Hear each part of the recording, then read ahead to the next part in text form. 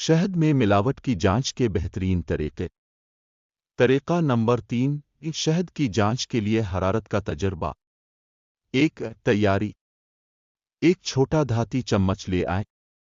شہد کی تھوڑی سی مقدار چائے کے چمچ کے برابر چمچ میں ڈالیں۔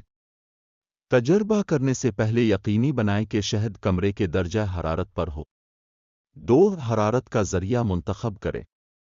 ایک چھوٹے چولہے یا لائٹر کا استعمال کریں تاکہ ہلکی اور مستقل آگ فراہم ہو۔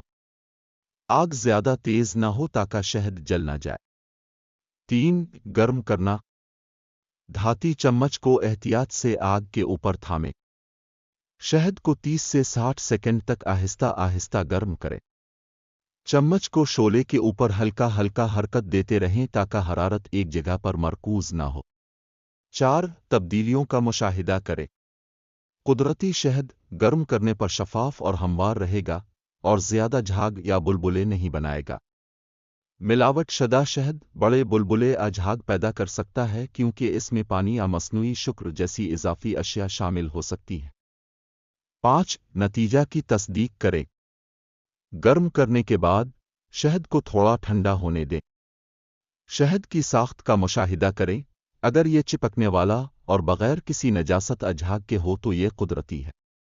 6 حفاظتی ہدایات۔